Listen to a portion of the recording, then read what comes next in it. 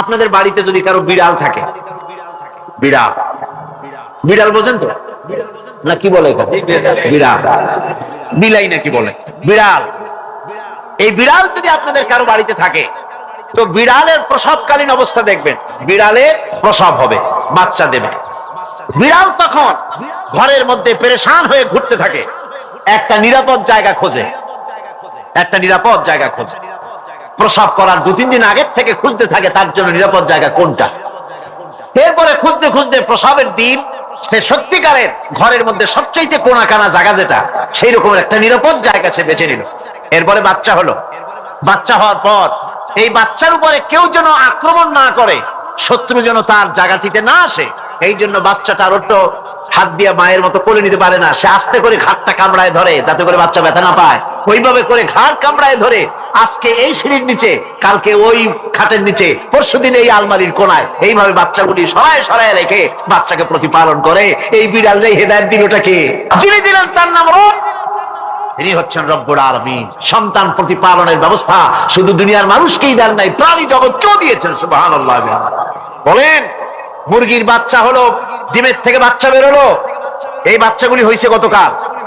আজকে বাচ্চাগুলি আদার খাচ্ছে মায়ের সাথে, হঠাৎ করে একটা চিল এলো আর ওর মা একটা সিগন্যাল মারলো, সাথে সাথে বাচ্চাগুলি দৌড়াইয়া এমন পলান দিল, আপনি তো ভালো একাদশীর বাপেও তালাশ করে পাবেন না যে মুরগির বাচ্চা পলাইলো। এখন ওই বাচ্চাটিকে এই সিগন্যাল সম্পর্কে কে অবহিত করলো যে এইরকম একটা আওয়াজ শুনলে এটা ভীতির আওয়াজ, এটা সাইরেন, এটা বিপদ সংকেত, এটা ডেঞ্জার সিগন্যাল, এটা শুনলে দেখলে তাড়াতাড়ি করে আত্মগোপন করবা। কেটে গেল, কেটে গেল, আল্লাহ পাক শিখাইছেন। এখন এক শ্রেণীর বুদ্ধিজীবী তারা আবার উল্টা কথা কয়। তারা বলে কি? তারা বলে যে মুরগি বাচ্চা, এই বাচ্চা যে দৌড় মারলো, এখানে আল্লাহ এইসব কিছু নাই, নাউযুবিল্লাহ মিন যালিক। তো এখানে কি আছে? কয় যে এখানে বিষয়টা হলো এই যে এই মুরগি আর মোরগ, ওর বাপ মা, এই দুজনের মধ্যে আছে সিলের ভয়, আছে শিয়ালের ভয়। ওই ভয় ওদের মধ্যে ছিল, এই মা বাপের ক্রসের মাধ্যমে বাচ্চা আসছে। কাজে ওই ভয়, বাপের যদি কোনো রোগ থাকে, মায়ের রোগ থাকে, তো এগুলি তো বাচ্চার মধ্যেও ঢোকে। তো ভয় হোক, সুখ হোক, দুঃখ হোক, এই অনুভূতি স্বাভাবিক প্রক্রিয়ার মাধ্যমে বাচ্চার মধ্যে ঢুকছে, আর সিল দেখে আওয়াজ শুনে সে আত্মগোপন করেছে। এইটা আমি পড়িয়া আমি আমার আলোচনা এক জায়গায় বললাম বুদ্ধিজীবীদের উদ্দেশ্যে, যদি সত্যি তাই হয়, মোরগ আর মুরগি মা বাবার মধ্যেই ভয় আছে বলে বাচ্চার মধ্যেই ভয় ঢুকছে, সেই জন্য সে আত্মগোপন করছে, তাহলে আবার মানুষের ব্যাপারে কথাটা আনি। মানুষেরা সাপের ভয় করে না মহব্বত করে? কথার জবাব দিলে না, যখন তখন মনে হয় আপনারা সাপ বুঝি ভালোবাসেন। সাপ আমরা সকলেই ভয় পাই, মায়ও ভয় পায়, বাবাও ভয় পায়। এই মায়ের গর্ভে সন্তান এসছে, সন্তানের বয়স 2 বছর, 2.5 বছর। ঘরের মধ্যে কেউ ছিল না, ঘরের মধ্যে একটা সাপ আসছে, একটা সুন্দর সাপ, দেখতে সুন্দর, কিন্তু সে সাপে কামড়ালে মানুষ মরে যায়। ওই সাপটা মাথা উঁচু করে ফোনা ধরেছে। এই বাচ্চাটা কি সাপ দেখে দৌড় মারবে, না বাচ্চাটা ওই সাপটাকে ধরার জন্য সে এগিয়ে যাবে? কোনটা করবে? এগিয়ে যাবে। তাহলে মা বাবার ভয়, তাদের মা বাবার রক্তের মধ্যে, শিরার মধ্যে সব জায়গায় সাপের ভয়, তার মাধ্যমে বাচ্চা হিসেবে বাচ্চার মধ্যে সাপের মহব্বত হইল, কারণ ভয় হলো না, কারণ বাচ্চা অবস্থা। সুবহানাল্লাহ। আমার বন্ধুগণ, মুরগির বাচ্চাকে হেফাজত করার জন্য বুদ্ধিমান প্রাণী মানুষ তার কাছে নাই বলে আল্লাহ রাব্বুল আলামিন তারে বাচ্চা অবস্থা থেকে বোঝার তৌফিক দিয়েছেন কোনটা ভয়ের আওয়াজ, কোনটা হলো বিপদের আওয়াজ। মানব সন্তানের প্রতিপালন করার জন্য তার মার বাবা আছে বলে ওই রকম করে পশুদের মতো আল্লাহ বানান নাই, তাকে হেফাজত করার জন্য মা বাপ আছে বলে এই দায়িত্ব আল্লাহ পাক মা বাপের উপরে ছেড়ে দিয়েছেন। মা বাপ তাকে হেফাজত করে। রুবুবিয়তের প্রতিপালন, হেদায়েতের এই প্রতিপালন আল্লাহ পাক মানুষকে এভাবে করে তাদেরকে হেদায়েত দিয়েছেন, তার পথের চলার দিশা দিয়েছেন। পিঁপড়ার খাদ্য সংগ্রহের ব্যাপারটা দেখেন, পিঁপড়ার আছে দারুণ ঘ্রাণ শক্তি। কোথায় খাবার? 5 তলায় আপনি মিষ্টি খাচ্ছেন, রসগোল্লা থুয়ে দেন, তারপরে দেখেন কোন জায়গায় দিয়ে পিঁপড়া এসে জন্মের খাওয়া খায়, ঠিক কিনা? দেখেন তার কত তীব্র ঘ্রাণ শক্তি, সেখানে চলে যাচ্ছে। তাকে হেদায়েত দেওয়া হয়েছে, তাকে ঘ্রাণ শক্তি দেওয়া হয়েছে। চিল, শকুন, ঈগল কোথায় থাকে বোঝেন না? মহাশূন্যে 3 থেকে 3.5 মাইল উপরে শকুন, বাজ, ঈগল উঠতে থাকে, খাবে কি? ওখানে তো তার খাবার ছড়ানো নেই। আল্লাহ হচ্ছেন এমন রব, আমাদের স্রষ্টা হচ্ছেন এমন রব, যিনি ওই চিল বা হাজার শকুন মহাশূন্যে যেগুলি উড়ে বেড়ায়, ওদেরকে আল্লাহ পাক এমন তীব্র দৃষ্টি শক্তি দান করেছেন, 3 মাইল উপর থেকেও ছাগল মুরগি মরা দেখলে ওখান থেকে এসে ঝাঁপায় পড়ে তা খেতে পারবে। তাকে দেওয়া হচ্ছে দৃষ্টিশক্তি। এরকম করে যার যা প্রয়োজন, সমস্ত প্রয়োজনগুলি আল্লাহ মিটাচ্ছেন। এরই নাম হচ্ছে রুবুবিয়াতে ইলাহি। এটাই হচ্ছে আল্লাহ পাক রব, এটা তার অসংখ্য প্রমাণ। সেই জন্য আল্লাহ পাক বলেন আলহামদুলিল্লাহি রাব্বিল আলামিন। পড়েন সবাই আলহামদুলিল্লাহি রাব্বিল আলামিন। সমস্ত প্রশংসা হচ্ছে আল্লাহ পাকের জন্য। কোন আল্লাহ? প্রথমে তো আল্লাহ বললাম, তারপর বললাম রব, এখন বলা হচ্ছে কোন রব? যিনি আলামিন, রব্বিল আলামিন, যিনি সমস্ত জাহানের রব। তাহলে বোঝা যাচ্ছে রব, জগৎ একটা না। জগৎ, কথা বুঝতেছেন আমার? জগৎ একটা নয়, অসংখ্য জগৎ আছে, বহুমাত্রিক জগতের কথা এখানে আল্লাহ পাক বলছে। আমি এই জন্য বলি যে কোরআন হচ্ছে বিজ্ঞানের উৎস। কোরআন বিজ্ঞানের কি? বিজ্ঞানের আবিষ্কার। যত বাড়বে বিজ্ঞান চিরটা কাল কোরআনের কাছে ভিক্ষার হাত দিয়ে এতিমের মতো দাঁড়ায় থাকবে কিয়ামত। আজ পৃথিবীর বিজ্ঞানীরা বলছে জগৎ সম্পর্কে, আমরা মনে করছি পৃথিবীটাকে, আমাদের কাছে তো জগৎ দুইটা। কয়টা জগৎ? একটা জগৎ হলো এইটা, ইহ জগৎ আর পরজগৎ, এছাড়া আর কিছু জানি না। এই দুইটাই জগৎ আমাদের কাছে। এখন দেখেন বিজ্ঞানীরা কি বলছে। বিজ্ঞানীরা বলছেন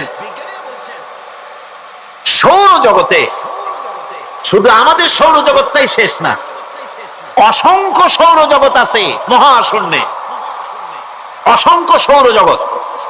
পৃথিবীর প্রতি 4 বিলিয়ন মানুষ যদি এক একটা সৌরজগৎ দখল করে,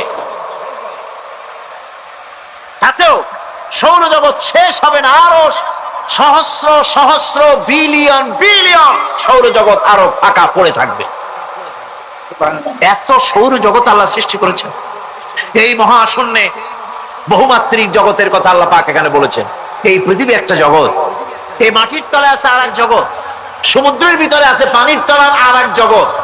আর মহাশূন্য যে কি তা আপনার মাথায় শূন্য হয়ে যাবে চিন্তা করতে করতে। এই জন্য বিজ্ঞানীরা, বড় বড় বিজ্ঞানী, এরা কিন্তু নাস্তিক হয় না।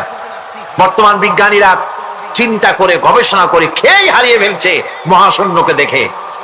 যেখানে আছে গ্যালাক্সি, যেখানে আছে মিল্কি ওয়ে, যেখানে রয়েছে অসংখ্য তারকা, এই পৃথিবীটা মহাশূন্য আল্লাহ যেভাবে তৈরি করেছেন, সেই তুলনায় এই পৃথিবী একটা মার্বেলের চাইতে খুব বেশি একটা বড় কিছু হয় বলে মনে হয়। পৃথিবী যদি হয় একটা মার্বেলের মতো, তাহলে আমরা যে মানুষ, আমাদের অস্তিত্ব কোথায় চিন্তা করেন। এবার মহাশূন্যে চলেন। মহাশূন্য সে কি বিশাল মহাশূন্য। একটা তারকা থেকে আর একটা তারকায় যদি যেতে হয়, তাহলে সহস্র সহস্র বিলিয়ন বছরের দরকার হবে। কি বছর? এ দুনিয়ার বছর না, আলোকবর্ষ, লাইট ইয়ার। আলো চলে প্রতি সেকেন্ডে কত? 1,86,000 মাইল। এই 1,86,000 মাইলের সেকেন্ড, এর মিনিট, এর ঘন্টা, এর দিন, এর মাস, এর বছর, এই আলোকবর্ষ। সহস্র সহস্র আলোকবর্ষ পার হয়ে যাবে এক তারকা থেকে আর এক তারকায় পৌঁছানো সুকঠিন। এ ধরনের অসংখ্য তারকা আল্লাহ পাক তৈরি করে রেখেছেন। সূর্য হচ্ছে পৃথিবীর চাইতে 13 লক্ষ গুণ বড়। এরকম সূর্য বিজ্ঞানীরা এখন বলছে, আগে বলতো 1 কোটি সূর্যের চাইতে বড় তারকা, এখন বলতেছে এই রকমের পৃথিবীর চাইতে 13 লক্ষ বড় যে সূর্য, এরকম 3 কোটি সূর্য খাইয়ে ফেলাইতে পারে। এরকম সহস্র সহস্র তারকা এক একটা গ্যালাক্সির ভিতরে আল্লাহ পাক তৈরি করে গেছেন। এখন মনে হচ্ছে যে এই তারকাগুলি বড় না, এই তারকাগুলি চাইতো আবার বড় জিনিস কি, সেটাকে বলা হয় ব্ল্যাক হোল। সেটাকে বলা হয় ব্ল্যাক হোল, অন্ধকার কূপ। ব্ল্যাক হোল আবার ম্যানহোল বুঝবেন না, কিন্তু ম্যানহোলের ঢাকনা চুরি হয় যেমন। তবে একটা দৃষ্টান্ত আপনি বুঝতে পারেন, রাস্তায় রাস্তায় যেমন অসংখ্য ম্যানহোল আছে, ওই রকম করে মহাশূন্যে অসংখ্য ব্ল্যাক হোল আছে, একটা দুইটা না, অসংখ্য। এই ব্ল্যাক হোল আবার দেখা যায় না, অদৃশ্য ব্ল্যাক হোল। এই ব্ল্যাক হোল গুলো কি?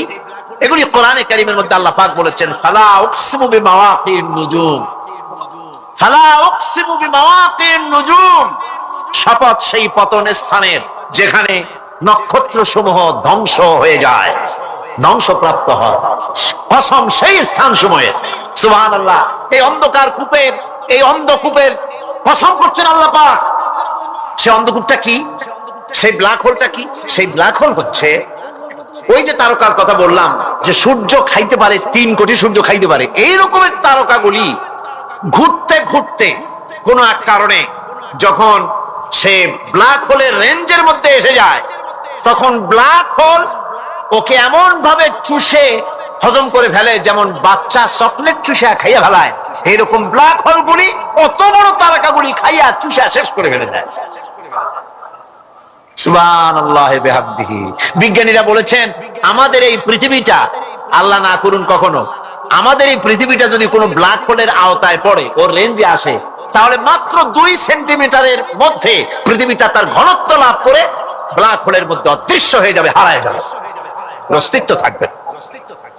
আল্লাহ পাক, আশ্চর্য লাগে আমার, বিজ্ঞানের বইপত্র যখন পড়ি আমার কাছে আশ্চর্য লাগে, 1400 বছর আগে নবী কোন বিজ্ঞানাগারে পড়াশোনা করেন নাই, কোন সায়েন্স নিয়ে রিসার্চ করেন নাই, সেই নবীর মুখ থেকে এমন বিজ্ঞানময় কোরআন আল্লাহ বের করালেন, যে আজকের পৃথিবীর মডার্ন যুগের বিজ্ঞানীরা কোরআনের কাছে এতিম হয়ে দাঁড়ায় আছে। পৃথিবীর কোন বিজ্ঞানী বলতে পারবে না যে কোরআনে কারীমের অমুক আয়াতটা আনসাইন্টিফিক, এটা হাদিস আমাদের বিজ্ঞানের সাথে মিল খায় না, এমন কথা বলতে পারবে না। বরং কোরআন সার্টিফাই করবে তোমার এই বক্তব্য, তোমার এই থিওরি মোস্ট আনসাইন্টিফিক। কোরআন বলবে, ওরা বলতে পারবে না যে আয়াতটা আনসাইন্টিফিক। সুতরাং কোরআন হচ্ছে মহান বিজ্ঞানময়, কোরআন হচ্ছে আল্লাহ পাকের দেওয়া এক মহান বিধান, যে কোরআনের কারণে আল্লাহ পাক আমাদেরকে হেদায়েত দান করেছেন। সুতরাং এই কোরআন হচ্ছে, কোরআনের মধ্যে যা আছে, গোটা কোরআনে যা আছে সব সূরা ফাতিহায় আছে। সুবহানাল্লাহ বিহামদিহি। আল্লাহ পাক বলছেন, আলহামদুলিল্লাহি রাব্বিল আলামিন। মুহাব্বতের সাথে পড়েন সবাই, আলহামদুলিল্লাহি রাব্বিল আলামিন। সমস্ত প্রশংসা, যাবতীয় প্রশংসা সে আল্লাহ পাকের, যিনি তামাম জাহানের পালনেওয়ালা রব। মানুষের সব প্রয়োজন তিনি মিটিয়েছেন। মানুষের জীবন ধারণের জন্য সব থেকে বড় প্রয়োজন পানি। সবচেয়ে বড় প্রয়োজন কি? পানি। জোরে কোন কি? পানি। জীবনের জন্য পানি এবং আর্দ্রতা, এই দুটি জিনিস অপরিহার্য, এছাড়া জীবন বাঁচবে না। আমরা দেখতে পাই সমুদ্র ভরা পানি মজুদ আছে, লক্ষ্য করেন, সমুদ্র ভরা পানি মজুদ আছে, নদী খাল বিল ভরা পানি মজুদ আছে, কিন্তু এটাই তো যথেষ্ট নয়। রব হচ্ছেন তিনি, যিনি এই বিশাল বিশাল পানির মজুদ থেকে বাতাসকে যিনি বলেন, যিনি প্রতিনিয়ত বাষ্পীয় আকারে পানিগুলিকে সমুদ্র থেকে উত্থিত করেন, পানিগুলিকে উত্থিত করেন মহাকাশে। আল্লাহ পাক বলেন, আল্লাহুল্লাযী আরসালার রিয়াহা ফাতুসিরু সাহাবা। বাষ্প হয়ে পানিগুলি আকাশে উত্থিত হয় এবং মহাকাশে যাওয়ার পর এই পানিগুলি, লবণাক্ত পানিগুলি আল্লাহর মেশিনে সেগুলি মিষ্টি হয়ে যায়। জোরে কোন সুবহানাল্লাহ। পানিগুলি মিষ্টি হয়ে গেল, ওই মিষ্টি পানি আল্লাহ রাব্বুল আলামিন নাজিল করে দিলেন। এবার বৃষ্টি কণা কণা হয়ে পড়লো, ফোঁটা ফোঁটা বৃষ্টি। আল্লাহ খুঁজে দেখলেন বৃষ্টির ফোঁটাগুলি পৃথিবীর প্রতিটি কণা তালাশ করে তৃষ্ণার্ত কণাগুলিকে আল্লাহ পাক ভিজায় দিলেন। সেই জন্য তার নাম হলো রব। তিনি হচ্ছেন রব, প্রয়োজন মিটান। পানি সবচেয়ে প্রয়োজন বেশি, সেই পানি আল্লাহ পাক এভাবে সরবরাহ করলেন। জমিনের চারিদিকে নদী নালা রেখেছেন, জমিনকে আর্দ্র করেছেন, জমিনের ভিতরের পানি মিষ্টি করেছেন, টিউবওয়েল মারলে পরে, পাম্প করলে পরে ভিতর থেকে মিঠা পানি আল্লাহ পাক বের করে দেন, সুবহানাল্লাহ। এই মিষ্টি পানির ব্যবস্থা করেছেন। এরপরে তিনি ওই আল্লাহ পাক মিষ্টি পানির ব্যবস্থা করে বৃষ্টির মাধ্যমে পৃথিবীতে ফসল উৎপাদনের ব্যবস্থা করে দিলেন। পাক কোরআনে কারীমের মধ্যে বলেছেন, ওয়াজআলনা মিনাল মাই কুল্লা শাইইন হাই। পানি দ্বারাই আমি সব বস্তুকে সজীব রাখি। বৈশিষ্ট্যের দিক থেকে পানির রয়েছে অনেক গুণ, আশ্চর্য গুণ। পৃথিবীর ৭৫% হচ্ছে পানি। আকাশ থেকে অর্থাৎ চাঁদ থেকে যখন চাঁদের ভ্রমণকারীরা যখন ছবি তুলেছে, তো সেই ছবিতে ব্লু রং এসেছে বেশি, সবুজ এসেছে কম। সবুজ হলো গাছপালা, আর ব্লু হচ্ছে পানি। সমুদ্রের পানির রং হচ্ছে নীল। মানুষের শরীরের ভিতরে ৬০% পানি, গাছের মধ্যে রয়েছে পানি। পানি ছাড়া পৃথিবীর বাঁচার কোনো পথ নাই। আবার দেখেন, প্রচন্ড শীতের কারণে, ঠান্ডার কারণে যেসব এলাকায় তাপমাত্রা হিমাঙ্কের নিচে এসে যায়, সেই সব দেশে সমুদ্রের পানি আর দরিয়ার পানিগুলি বরফ হয়ে যায়। এই বরফ যখন হতে থাকে, তখন পানি তার নিজের তাপকে নিচের দিকে ছুটতে থাকে। উপরের তাপ বরফ হয়ে যায় ঠান্ডা, আর নিচে তাপ বিচ্ছুরিত করে দিয়ে পানির ভিতরে যত জলজ প্রাণী আছে আর উদ্ভিদ আছে, সবগুলিকে বাঁচায় রাখার ব্যবস্থা আল্লাহ রাব্বুল আলামিন এভাবে করে থাকে। এবার আল্লাহ রাব্বুল আলামিন বলছেন, এই পানি ছাড়া মানুষ বাঁচে না, প্রাণী বাঁচে না। পানি এমন এক জিনিস, এমন এক নিয়ামত আমি দান করলাম। আল্লাহ পাক বলেন, কুল আরাআইতুম ইন আসবাহা মাউকুম গাওরান ফামান ইয়াতিকুম বিমাইন মাইন। বলো দেখি, সবে শুকাইয়া যদি যায় এই জমিনের পানি, তাহলে হেথায় টটনির ধারা কে দিবে সবারে আনি। এই পৃথিবীর নদী নালা, খাল বিল, জমিনের আভ্যন্তরীণ দিকে পানিগুলি যদি আমি আল্লাহ রাব্বুল আলামিন শুকায় দেই, তাহলে আমি আল্লাহ ছাড়া এমন কে আছে যে নতুন করে আবার পানির আমদানি করে দিতে পারে? আছে কেউ? আজ পানির শূন্যতা আমাদের দেশে দেখা যাচ্ছে। পানি আস্তে আস্তে কমে যাচ্ছে, আস্তে আস্তে পানি শেষ হয়ে যাচ্ছে। কি কারণে শেষ হচ্ছে এবং কি হলে পানি পাওয়া যাবে পরে বলা যাবে ইনশাআল্লাহ।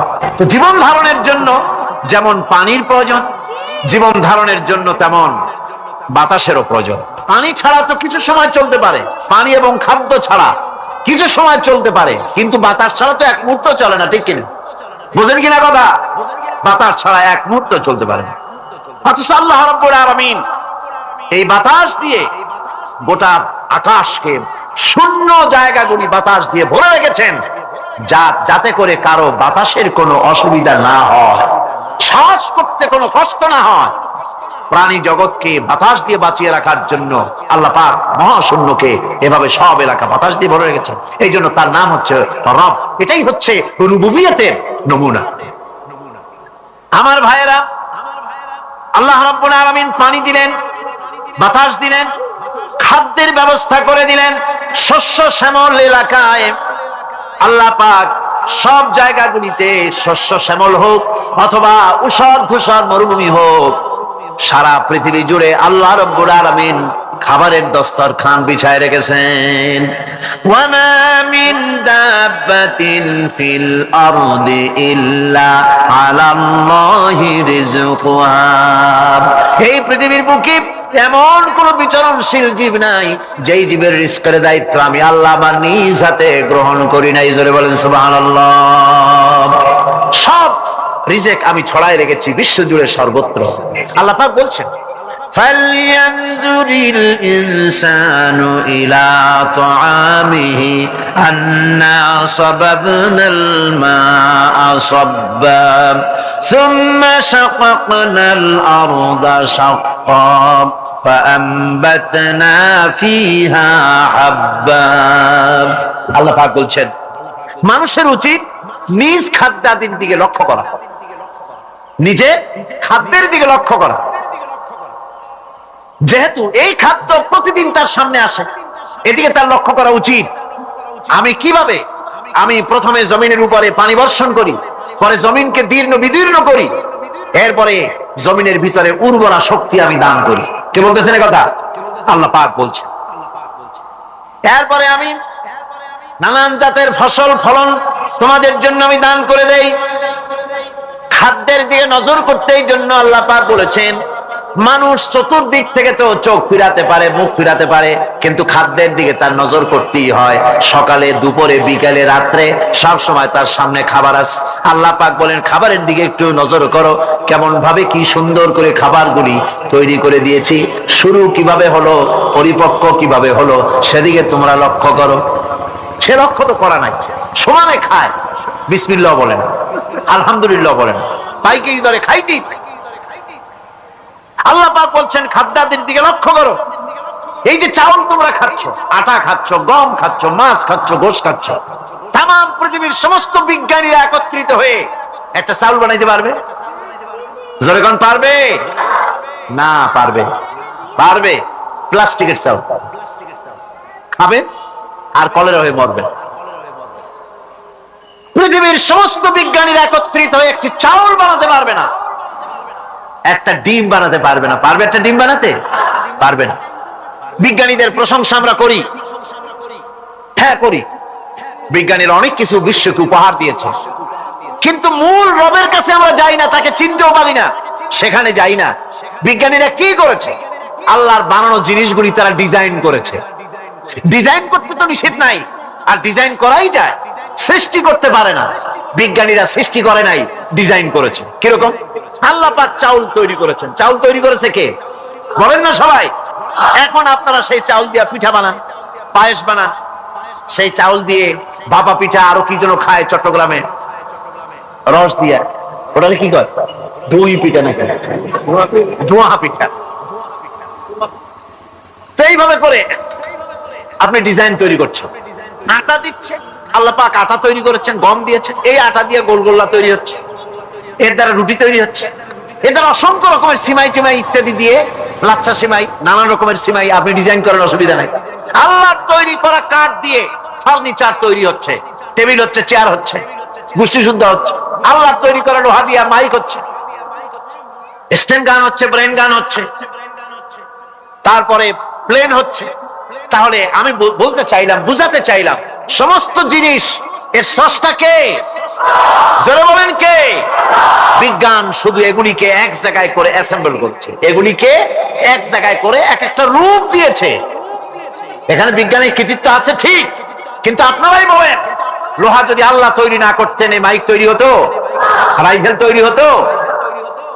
আর রাইফেল যদি নাই হতো, তাহলে কারাগারের বন্দীগুলো মারতেন কি দিয়ে? রাইফেল যদি না হতো, যুদ্ধ করতেন কি দিয়ে? ঠিক কিনা? যত মারামারি ইত্যাদি যা কিছু হচ্ছে, তো শুধু মারামারির জন্যই তো আল্লাহ লোহা বানান নাই। লোহার সবচাইতে বড় প্রয়োজন হচ্ছে জমিন কর্ষণ করা, জমিন চাষ করা। এই জমিন চাষের জন্য লাঙ্গল দরকার, শাবল দরকার, খুন্তা দরকার, কোদাল দরকার। এই লোহার দাম কেউ আল্লাহ পাক এত লোহা বেশি দিয়েছেন, যার জন্য লোহার দাম কম। সোনা কম দিয়েছেন, যেহেতু সোনার প্রয়োজনীয়তা কম, লোহার প্রয়োজনীয়তা বেশি, এই জন্য লোহা বেশি দিয়েছেন, দামটা কমে গেছে, যার জন্য আপনার আমার জন্য কিনে ব্যবহারটা সহজ হয়েছে। কথা ঠিক কিনা?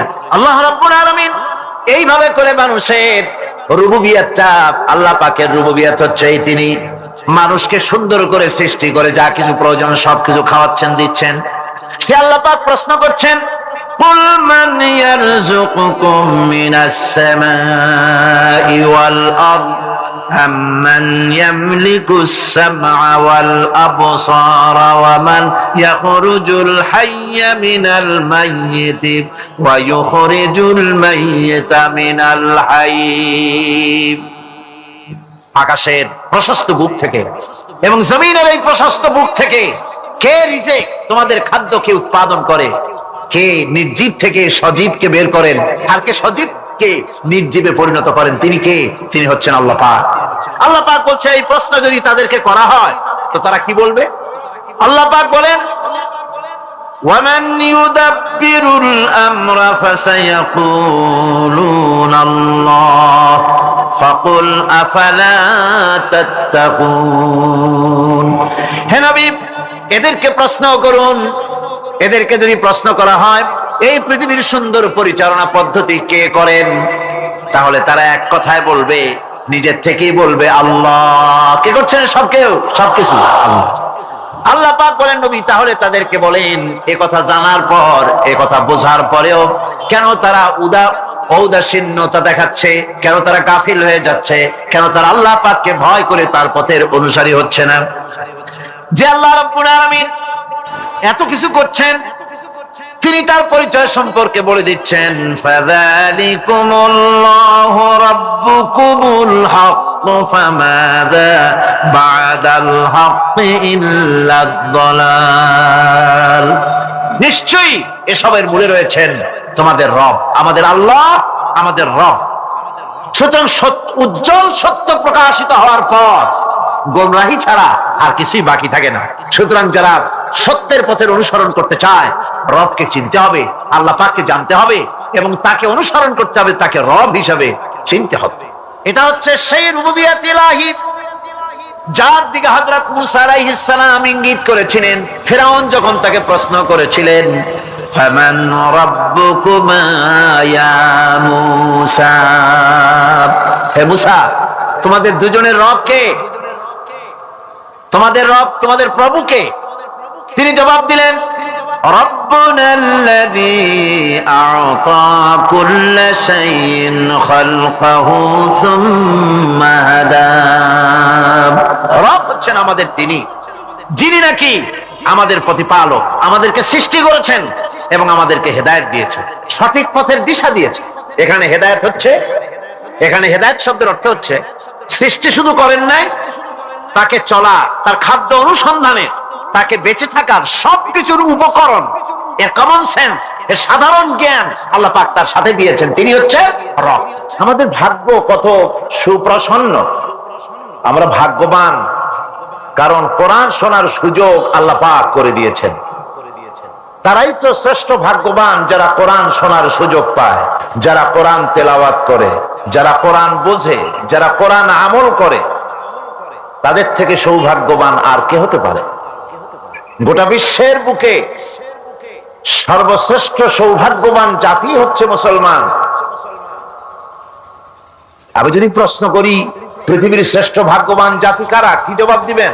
কারণ কোরআনে কারীম এ জাতির কাছে অবিকৃত, অকৃত্রিম উপায় এ জাতির কাছে মাহফুজ আছে, যা বিশ্বের কোন জাতির কাছে তাদের ধর্মীয় কিতাব অবিকল ভাবে নাই। এদিক থেকে আমরা সৌভাগ্যবান জাতি। আবার যদি প্রশ্ন করি এই পৃথিবীর ভিতরে হতভাগ্য জাতি কারা, আপনারা কি জবাব দিবেন? জানেন না বোধহয়। হতভাগ্য জাতিও এই মুসলমান, কারণ কোরআনে কারীমের মতো আজিম একখানা কিতাব যাদের কাছে আল্লাহ পাক আমানত হিসেবে দান করেছেন, এই কোরআনে কারীম থেকে যারা হেদায়েত নিতে পারলো না, উপকৃত হতে পারলো না, কোরআন দিয়ে ভাগ্যের পরিবর্তন করতে পারলো না, ভাগ্যকে সুপ্রসন্ন করতে পারলো না, তাদের চাইতে হতভাগ্য, তাদের চাইতে দুর্ভাগা পৃথিবীতে আর কে হতে পারে? আজ পৃথিবীতে যদি আমরা তাকাই তো দেখতে পাবো সব থেকে বেশি মার খাচ্ছে মুসলমানেরাই। দুনিয়ার যেদিকে তাকান সেদিকেই মুসলমানেরা নির্যাতিত, নিগৃহীত, মার খাচ্ছে, ক্ষুধায় কষ্ট পাচ্ছে, লাঞ্ছিত, নিগৃহীত হচ্ছে। তাহলে তার অর্থ কি এই ধরে নেওয়া হবে যে কোরআন থাকবে যে জাতির কাছে, সে জাতি পৃথিবীতে সবচাইতে লাঞ্ছিত, নিগৃহীত, অবহেলিত হবে, মার খাবে, ক্ষুধা দারিদ্র তাদেরকে পেয়ে বসবে, তারা শ্বাস করার সময় পাবে না? এটাই কি ধরে নিতে হবে? না, বরং আল্লাহ রাব্বুল আলামিন কোরআনে কারীমের মধ্যে বলেছেন, তাহা মা আনজালনা আলাইকাল কুরআনা লিতাশকা। হে নবী, কোরআনে কারীম আমি আপনার প্রতি অবতীর্ণ করেছি এই জন্য যে কোরআন আপনার ভাগ্যকে সৌভাগ্যে পরিণত করে দেবে, আপনাকে সৌভাগ্যবান বানাবে। কোরআন আপনার ভাগ্যকে বিলম্বিত করবে, পর্যদস্ত করবে। আপনি ভাগ্যহারা হবেন, হতভাগ্য হবেন, এই জন্য তো কোরআন দেয়নি। কোরআন দিয়েছি ভাগ্যকে চমকায় দেওয়ার জন্য। যে কোরআন এলো, কোরআনের ধারক বাহকদের ভাগ্যের উন্নতির জন্য সেই জাতি আজ কোরআন হারা হয়ে, কোরআন ছাড়া হয়ে পৃথিবীতে লাঞ্ছিত, অবমানিত। কোরআনই পারে একটা জাতিকে সঠিক পথ প্রদর্শন করতে। কোরআন পারে একটা জাতির আকীদা, বিশ্বাসকে দৃঢ় করে দিতে, বদ্ধমূল করে দিতে। সত্যিকারের মানুষ বানাতে পারে কোরআন। মানুষ বানাতে পারে কে? কোরআন। আমি এই জন্য মাঝে মধ্যে বলি, এই পৃথিবীতে যদি কোরআন না আসতো, এই পৃথিবীতে যদি নবী না আসতেন, এই পৃথিবীতে যদি আল্লাহ নবী না পাঠাতেন, কোরআন না দিতেন, কিতাব না দিতেন, ইসলাম না দিতেন, শুধু মানুষ পৃথিবীতে বাস করত, তাহলে এই বিশ্বের সমস্ত মানব মণ্ডলী যেখানে বাস করত, এই পৃথিবীটা মানুষের পৃথিবী বলা চলতো না। এই পৃথিবী হতো একটা পশুর বিচরণ ক্ষেত্র। কোরআন মানুষকে মানুষ বানিয়েছে। লাইসাল বিররা আন তুওয়াল্লু ওয়ুজুহাকুম কিবালাল মাশরিকি ওয়াল মাগরিবি ولكن البر من آمن بالله واليوم الآخر والملائكة والكتاب والنبيين। পূর্ব পশ্চিমে মুখ ঘুরানো, পূর্ব পশ্চিমে মুখ ফিরানো, এটাই পুণ্যবান, নেককার, সৎকার হওয়ার জন্য যথেষ্ট নয়। প্রকৃতপক্ষের মুমিন নেককার হওয়ার জন্য যে শর্তগুলি আল্লাহ পাক আরোপ করেছেন তা হচ্ছে, এক নম্বরে কি মনে আছে?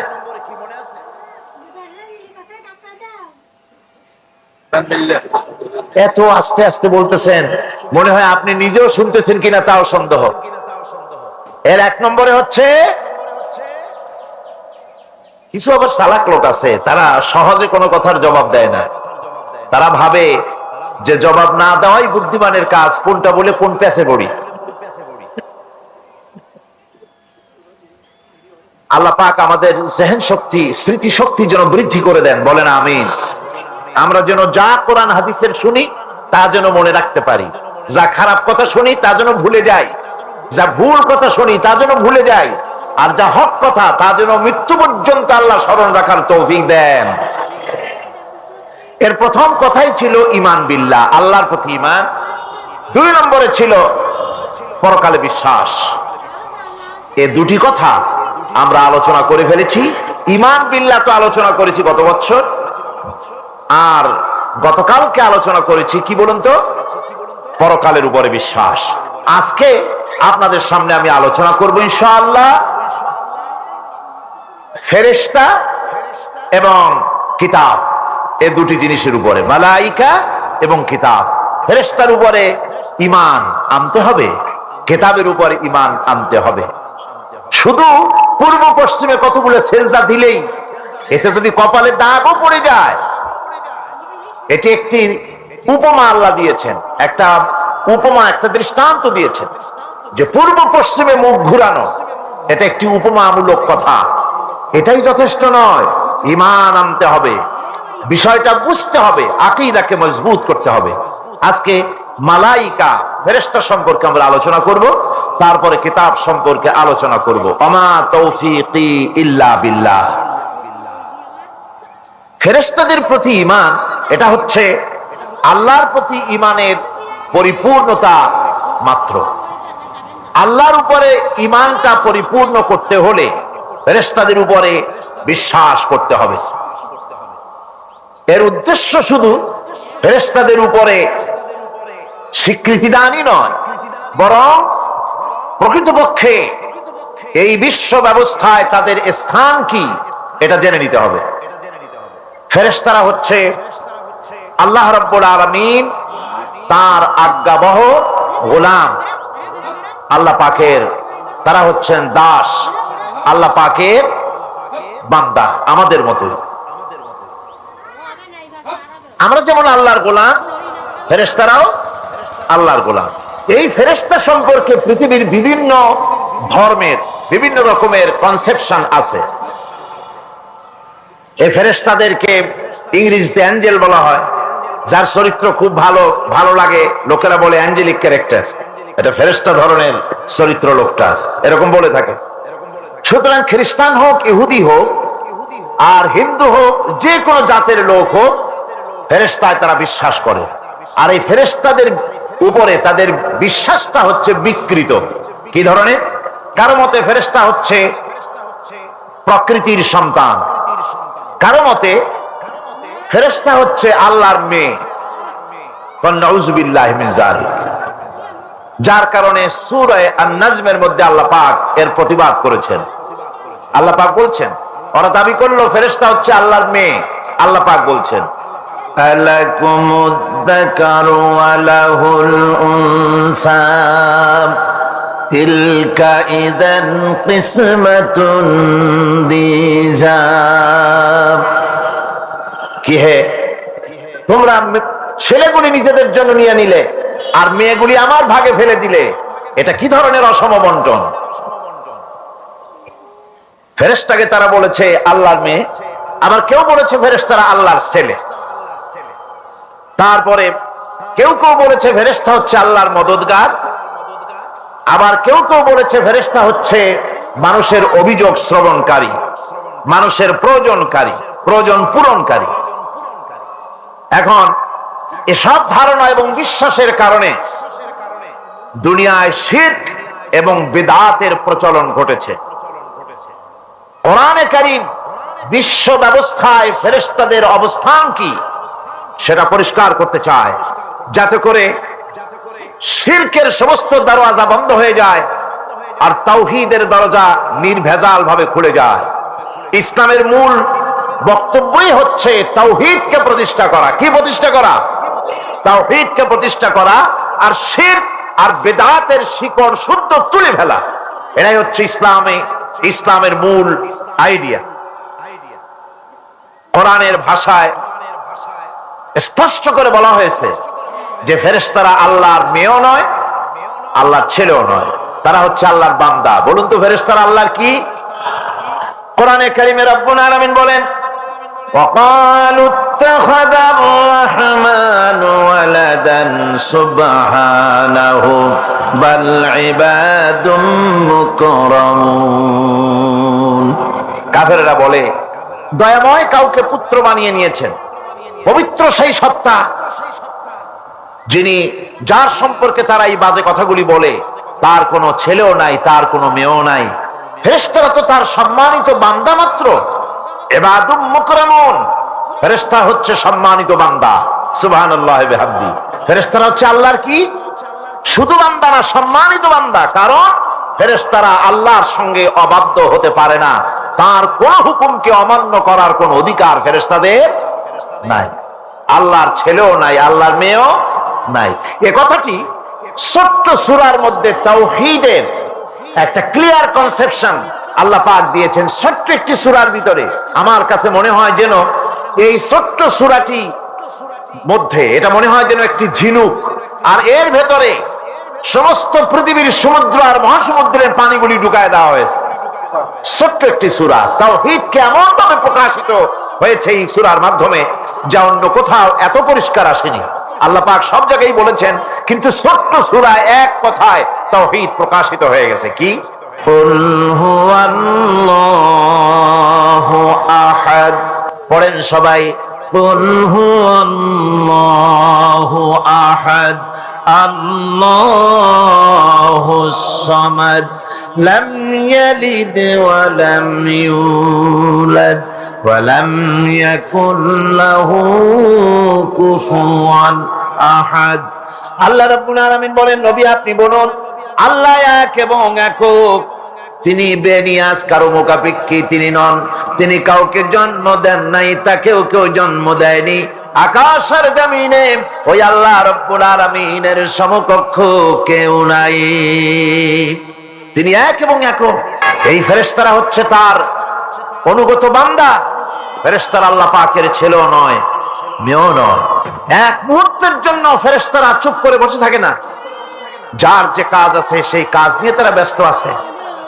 তারা অজিফা পাঠ, তাসবিহ পাঠের মধ্যে ব্যস্ত থাকে। অগণিত অসংখ্য ফেরেশতা, কেউ তো সেজদায় পড়ে আছে, কেউ রুকুতে পড়ে আছে, কেউ নামাজে দাঁড়ায় আছে, কেউ তো তাসবিহ পাঠ করতেছে। কোরআনে কারীম বলছে ইউসাব্বিহুর রা'দু বিহামদিহি ওয়াল মালাইকাতু মিন খিফাতিহি। আল্লাহ পাক বলেন, বিজদি প্রশংসার সাথে আল্লাহ পাকের গুণকীর্তন করে, আর সমস্ত ফেরেশতারা আল্লাহকে ভয় করে ভীতির সাথে আল্লাহর তাসবিহ পাঠ করতে থাকে। সমস্ত ফেরেশতারা আল্লাহর তাসবিহ পড়ে। আপনাদের মনে আছে আল্লাহ পাক যখন হযরত আদমকে সৃষ্টি করবেন বললেন ইন্নী জাইলুন ফিল আরদি খলিফা, ফেরেশতারা বলেছিলেন নাহনু নুসাব্বিহু বিহামদিকা ওয়া নুকদ্দিসু লাক, আমরাই তো তাসবিহ পড়ি, আমরাই তো আপনার হাম পড়ি, আপনার তাসবিহ পড়ি, সবকিছুই তো আমরা করি, পবিত্রতা ঘোষণা করি।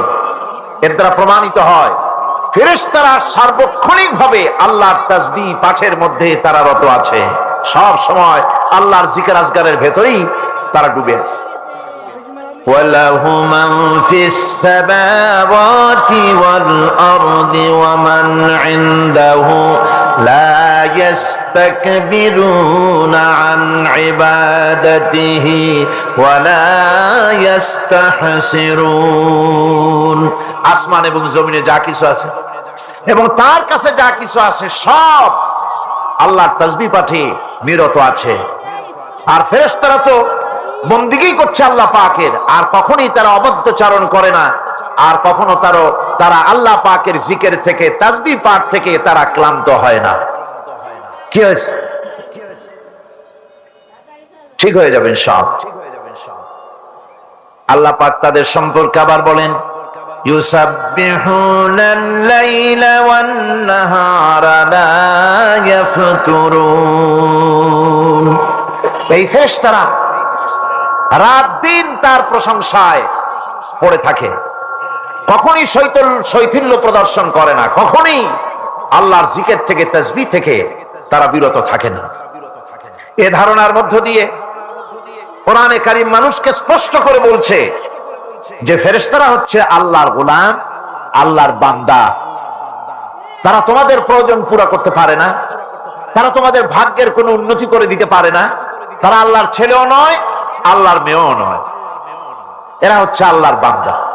এই ফেরেশতাদের মাধ্যমে আল্লাহ রাব্বুল আলামিন আরেকটি কাজ নিয়ে থাকেন, তা হচ্ছে নবী এবং রাসূলদের কাছে এই ফেরেশতার মাধ্যমে আল্লাহ পাক বাণী প্রেরণ করেন।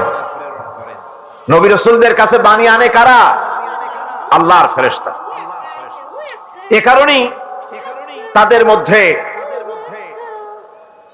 মাধ্যমে আল্লাহ পাক নবী রাসূলদের কাছে আল্লাহর বাণী পাঠান, যে এই ফেরেশতারা ওই বাণীর ভিতরে কোন রকম হ্রাস বৃদ্ধি করে না, তারা আল্লাহর অবাধ্য নয়, ওর মধ্যে তারা বাড়ায়ও না, তারা কমায়ও না, কোনো ক্ষমতা তাদের নেই। কোরআনে কারীমে আল্লাহ পাক বলছেন ইন্নাহু লাকাউলু রাসূলিন কারীম জি কুওয়াতিন ইনদা যিল আরশি মাকিন মুতাইন সাম্মা আমিন। নিঃসন্দেহে এক সম্মানিত বার্তাবাহকের বর্ণনা, এক ফেরেশতার বর্ণনা। আরশ অধিপতির কাছে তিনি সম্মানিত। জিবরাইল আলাইহিস সালামের কথা বলা হচ্ছে। হযরতে জিবরাইল আমিন তিনি আল্লাহর কাছে সম্মানিত, অনুগত এবং তিনি বিশ্বাসী। আল্লাহ পাকের পক্ষ থেকে তিনি বাণী বহন করে নিয়ে আসেন, আর এর ভিতরে কোন রকম হ্রাস বৃদ্ধি করার কোন ক্ষমতা ফেরেশতার নাই।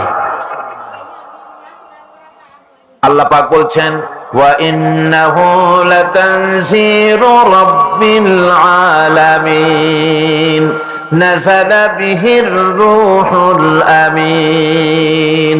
নিঃসন্দেহে এটা হচ্ছে রব্বুল আলামিনের পক্ষ থেকে অবতীর্ণ করা কিতাব, যা নিয়ে বিশ্বস্ত আত্মা অবতরণ করেছেন, অর্থাৎ হযরতে জিবরাইল আমিন। আল্লাহ পাক তাকে বিশ্বস্ত বলেছেন, শাদীদুল কুওয়া বলেছেন, প্রচন্ড ক্ষমতা তার, আল্লাহ পাক বলেছেন।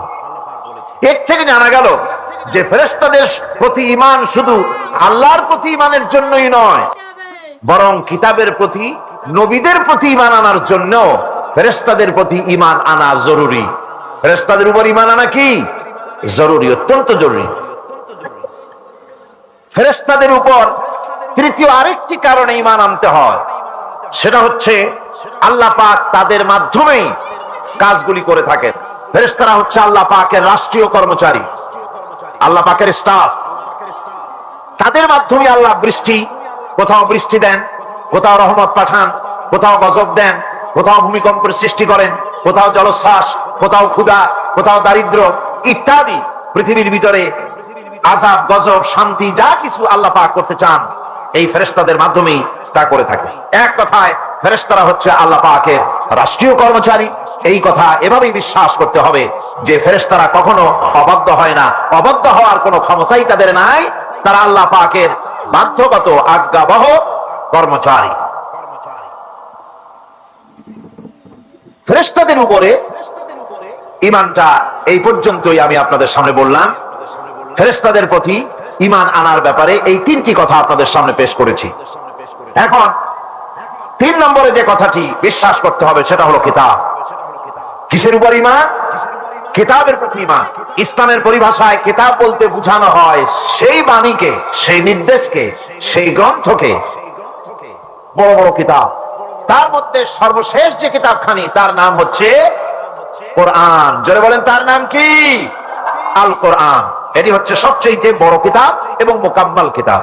অন্যান্য কিতাবগুলিতে যা বলা হয়েছে তার থেকে অনেক বেশি শরীয়তকে মুকাম্মাল করে আল্লাহ রাব্বুল আলামিন কোরআনে কারীমের মধ্যে এটাকে পরিপূর্ণ করে দিয়েছেন। নবুয়ত আর কিতাব দুটির জিনিসের ভিতরে একটা সম্পর্ক আছে। নবুয়ত এবং কিতাব দুটোই আল্লাহর পক্ষ থেকে আসছে। নবুয়ত আসছে কার কাছ থেকে? আর কিতাব আসছে আল্লাহর কাছ থেকে। নবুয়ত এর দাবি কেউ নিজের থেকে করতে পারে না। এই কথা আমি বহুবার আপনাদের সামনে আলোচনা করেছি। নবী দাবির ভিত্তিতে হয় না, নবী আল্লাহ বানান। ইলেকশন করে, নির্বাচন করে এমপি বানানো যায়, মন্ত্রী বানানো যায়, প্রেসিডেন্ট বানানো যায়, চেয়ারম্যান বানানো যায়, মেম্বার বানানো যায়, কিন্তু ইলেকশন করে নবী বানানো যায় না। নবী ইলেকশনে হয় না, নবী হয় কিসে? সিলেকশন। নবী কিসে হয়? সিলেকশনে। সিলেকশনটা করেন কে? আল্লাহ রাব্বুল আলামিন। সুতরাং নবী আল্লাহর কাছ থেকে আসে আর কিতাবও আল্লাহর কাছ থেকে আসে। নবী যদি কিতাব ছাড়া আসতেন, খুব ভালো করে বোঝে, নবী যদি কিতাব ছাড়া আসতেন আর কিতাব যদি নবী ছাড়া আসতো, তাহলে মানুষের ধর্ম পালন, জীবনের কর্তব্যবোধ, জীবন পরিচালনা এবং ধর্মকে অনুধাবন করা দারুণভাবে সুকঠিন হয়ে পড়ত। কোরআনের নমুনাই হচ্ছে, কিতাবের নমুনা হচ্ছেন আম্বিয়ারা। আম্বিয়া আলাইহিমুস সালাম, তারা হচ্ছেন কিতাবের নমুনা। কিতাবও যার, নবীও সেই আল্লাহ সুবহানাহু ওয়া তাআলা। কোরআন হচ্ছে একটা থিওরি আর নবীরা হচ্ছেন, কিতাব হচ্ছে থিওরি, নবীরা হচ্ছেন তার প্র্যাকটিক্যাল। থিওরি আর প্র্যাকটিক্যাল দুটো জিনিস এক নয়। যেমন আমি যদি কাগজে লিখি র দন্তেশ্ব গয় ওকার লয় লয় আকার, কাগজে লিখে দিলাম, কি হলো কম তো? বলুন সবাই কি হলো? এখন যদি আপনারা এইটার উপরে চাটেন, মিষ্টি লাগবে? বলবেন মিষ্টি কেমনে লাগবে, ওর মধ্যে দুধ নাই, চিনি নাই। আচ্ছা ঠিক আছে, লিখে দিলাম দুধ, চিনি ইত্যাদি যা যা লাগে সব লিখা কাগজটারে গোল বানাই দিলাম। এখন যদি চাবান, তাও কি মিষ্টি লাগবে? লাগবে না। মিষ্টি লাগবে কি হলে? দুধ কিনতে হবে, ছানা বানাতে হবে, চিনি শিরা তৈরি করতে হবে, তারপরে রসগোল্লা বানাতে হবে, এরপরে আপনি ফ্রিজে রাখবেন, চামচ দিয়ে কাটবেন, মজা করে খাবেন, তখন আপনার ভালো লাগবে, ঠিক কিনা? এখন ভালো লাগলো কেন? যেহেতু এটা প্র্যাকটিক্যালে আসছে। আর আগে কাগজ চেটেছেন, কাগজ চাবাইছেন, ভালো লাগে নাই, কারণ থিওরি চাবাইছেন। প্র্যাকটিক্যালে না আসা পর্যন্ত মজা পাওয়া যাবে না। সেই জন্য কোরআন হচ্ছে একটা থিওরি, কাগজে লেখা একটা থিওরি। এই থিওরিটা আল্লাহ রাব্বুল আলামিনের। এই থিওরি যদি প্র্যাকটিক্যাল না থাকে, মডেল না থাকে, আদর্শ না থাকে, তাহলে তা পালন করা মানুষের জন্য দুঃসাধ্য, সুকঠিন। এই জন্য আল্লাহ সুবহানাহু ওয়া তাআলা কোরআনের মুজাসসাম নমুনা হিসেবে পেশ করেছেন মুহাম্মদুর রাসূলুল্লাহ সাল্লাল্লাহু আলাইহি ওয়াসাল্লাম। তিনি হচ্ছেন কোরআনের মডেল। সুবহানাল্লাহি ওয়া বিহামদিহি। যার জন্য তিনি স্পষ্ট করে বলতে পেরেছেন যে কথা কেউ বলতে সাহস পায়নি, যে কথা নবী বলেছেন। আল্লাহর নবী বলেছেন, ও আমার সাহাবীরা, দিনের আলোতে তোমরা আমার ভিতরে যা দেখতে পাও, রাতের বেলায় আমার ভিতরে তোমরা যা দেখতে পাও। ও আমার স্ত্রীরা, দিনের আলোতে আমার ভিতরে যা দেখতে পাও, রাতের আধারে আমার মধ্যে যা দেখতে পাও, যে সব আচরণ, আমার চলাফেরা, দিন ও রাতের আলোচনাগুলি, দিন ও রাতের চরিত্রগুলি, দিন ও রাতের আমার কর্তব্য পালন, আমার মধ্যে যা দেখতে পাও সবগুলি খুলে খুলে মানুষের সামনে বলে দাও। এই কথা তো আর কেউ বলতে পারেনি পৃথিবীতে। নবীরা ছাড়া এত বড় কথা পৃথিবীর আর কেউ বলতে সাহস পাবে না। কথা ঠিক কিনা গণ? জোরে বলেন, পারবে বলতে? যত বড়ই মুহাদ্দিস হোক, মওলানা হোক, খাজা বাবা হোক, নামের আগে যতই 5 হাত লম্বা ডিগ্রি লাগান না কেন, কাগজে যখন নাম লেখে হুঁশ থাকে না। কত যে লেখে, কি যে লিখে, শুধু নামের সামনে আলাইহিস সালাম টুক বাদ রাখে, আর সব লিখে আবেগের ঠেলায় অস্থির হয়ে যায়। কোন ব্যক্তি আছেন যিনি বলতে পারবেন আমার শৈশবকালীন, যৌবনকালীন, বৃদ্ধকালীন, রাতের, দিনের সব ঘটনা মানুষের কাছে বলে দাও? কেউ কি পারবে বলতে? না, কেবলমাত্র পারবে আম্বিয়া আলাইহিমুস সালাম। যেহেতু আল্লাহ রাব্বুল আলামিন তাদেরকে কন্ট্রোল করেছেন, হেফাজত করেছেন, তারা হচ্ছেন চরিত্রের আধার, অনুপম চরিত্রের উৎস, উৎকৃষ্ট নমুনা, যাদের চরিত্রের ভিতরে কোনো কালিমা নাই, ভুল নাই, গুনাহ নাই। মহব্বতের সাথে বলেন সুবহানাল্লাহ। একবার একটা লোক যাচ্ছে রাস্তা দিয়ে, সাথে তার প্রিয় কুকুর। কুকুরটা জিহ্বা বেরিয়ে গেছে, মরে যাচ্ছে। কুত্তার মালিক কাঁদতেছে। একজন লোক এসে বলে, ভাই তুমি কাঁদো কেন? কয় যে আমার এই কুত্তাটা খুব প্রিয় কুকুর, কুকুরটা মরে যাচ্ছে তাই কাঁদছে। কুকুর মরে কেন? কয় কুকুরটা মরতেছে 3 দিন ধরে আমি কোনো খাবার তাকে দিতে পারিনি, সেই জন্য কুকুরটা মরছে। আচ্ছা, খুব কুকুর, তবু তো আল্লাহর সৃষ্ট এক প্রাণী, কি খেতে দেওয়া যায়? এদিক ওদিক তাকায় দেখে কুকুরের মালিকের কাছেই রয়েছে একটা পোটলা। কয় মিয়া, তোমার এই পোটলার মধ্যে কি? কয় পোটলার মধ্যে হালুয়া আর রুটি। তোমার পোটলার মধ্যে হালুয়া আছে, রুটি আছে, কুত্তা মরে ক্ষুধার জ্বালায়, তুমি খালি কান্দো, ওর থেকে এক টুকরো রুটি দিলেই তো কুত্তা বাঁচে। কুত্তার মালিক বলছে, মিয়া সাহেব ওই সব ফতোয়া আমারে শুনেন না, এগুলো আমি খুব জানি। রুটি আর হালুয়া দিলেই তো আমার পয়সা খরচ হবে, ওর দরদে যে কাঁদতেছি এর জন্য তার পয়সা খরচ হচ্ছে না। আমাদের অবস্থা কিন্তু তাই হয়েছে। ইসলাম বিদায় হয়ে যায়, যাক না, কিন্তু আমি কাঁদবো, পয়সা দিব না। রাসূলের করুণ ঘটনাগুলি শুনে চোখের পানি ফেলবো, কিন্তু এই করুণ ঘটনা কেন ঘটলো সেই ময়দানে আমরা পা ফেলবো না। কুফাবাসীরা হযরত ইমাম হোসেনের জন্য দারুণ ভাবে কেঁদেছে, ঠিক কিনা? কুফাবাসীরা ইমাম হোসেনকে দাওয়াত দিছিল কারা? কুফাবাসীরা। অনেকগুলি চিঠি তারা লিখছে। কুফাবাসীরা ইমাম হোসেনকে ভালোবাসতো, দাওয়াত দিয়েছে, তার জন্য কেঁদেছে, কিন্তু কুফাবাসীদের চোখের পানিটা ছিল ইমাম হোসেনের জন্য, আর অস্ত্র, টাকা পয়সা, শক্তি সবটা ছিল এজিদের জন্য। কথা বুঝতে পেরেছেন? কুফাবাসীদের মতো অবস্থায় আমাদের হয়েছে। কুফাবাসীদের হযরত ইমাম হোসেনের জন্য তারা শুধু চোখের পানি ফেলেছে, আর টাকা পয়সা অস্ত্রপাতি যা ছিল সব ছিল তাদের এজিদের জন্য। আমাদের অবস্থাও তাই, আমরা ইসলামের জন্য শুধু চোখের পানি ফেলি, আর যখন ভোট দেই তখন ইসলাম যারা চায় না তাদেরকেই ভোট দেই, ঠিক কিনা? আমাদের টাকা, আমাদের পয়সা, আমাদের ইলেকশন, আমাদের হরতাল, আমাদের ধর্মঘট সবকিছু হচ্ছে ইসলাম যায় না, যারা চায় না তাদের জন্য। আর ইসলামের যখন কথা বলি, ইসলামের কথা শুনলে শুধু চোখের পানিটাই ছাড়ি, মহব্বত চোখের পানি দিয়া শেষ করে দিই, আর কিছুই করি না। আমি একবার এইখানে এই শহরে অনেক বছর আগে একটা জানাজায় শরীক হয়েছিলাম। কোন মাঠে আমার এখন তার মনে নেই। জানাজার পরে যিনি জানাজা পড়ালেন তিনি বললেন, ওই লাশকে সামনে রেখে বললেন, কেন আসিল? তখন আমি নতুন নতুন শ্রীরামে আসছি, আমি ভাষা ভালো করে বুঝিও না। একজন বললো কেন আসিল? সবাই কইলো গম আসিল। তাই বললাম যে গম আসিল, মরা মানুষের সাথে গম, আমি আটা গম, সে তাই মনে করেছি যে এটার কি সম্পর্ক। আমি ইমাম সাহেবকে জিজ্ঞেস করলাম যে আপনি বললেন কি, আর জনগণই বা বললো। ওই যে আমি জিজ্ঞেস করলাম যে লোকটা কেমন ছিল, তো সবাই বললো ভালো ছিল। তাই বললাম তো ফায়দা কি? ফায়দা এই যে সবাই বললো ভালো, আল্লাহ তারে মাফ করে দিয়া ভালো বলে বেহেশতে পাঠায় দিল। বলে আশ্চর্য কথা, আল্লাহ কি এইরকম নাকি যে একটা সুদখোর ঘুষখোর জেনাকার এ লোক ভালো না খারাপ আমি তা বলতে চাই না, কিন্তু একটা লোক সে কন্ট্রাক্টর ছিল, কন্ট্রাক্টরি করতে গিয়ে রাস্তাঘাট স্কুল কলেজের রড সিমেন্ট জনমের মতো খাইছে। কথা বুঝতে পেরেছেন? সরকারি গিয়ে ক্ষমতায় গিয়ে গভর্নমেন্টের টাকা পয়সা জনমের মতো শেষ করে ফেলেছে। এই লোকটি সুদখোর ঘুষখোর জেনাকার মরে গেছে, আর আসে আপনি কইলেন যে কেনাসিল সকল গেল গমাসিল, আর আল্লাহ বেহেশতে দিয়ে দেবে। তাহলে আল্লাহ হাকামুল হাকিমিন হইলেন কি করে? এটা কি বিচার হইল নাকি? কি করে সম্ভব? আমার বন্ধুগণ, আমরা যখন মরে যাই, মরার পরে আমাদেরকে কবরের মধ্যে রাখা হয়। কবরের ভিতরে রেখে আমাদেরকে বলা হয়, যারা কবরে রাখে তারা বলে, মৃত্যু ব্যক্তিকে কবরে রাখার সময় বলে বিসমিল্লাহি আলা মিল্লাতি রাসূলিল্লাহ, আল্লাহর নামে রাসূলের দলে উঠাই দিয়ে গেলাম। আল্লাহর নামে কার দলে উঠাইলো? রাসূলের দলে। চিন্তা করেন ভাইরা, আল্লাহর নামে রাসূলের দলে উঠাইলেন কারে? কারে উঠালেন?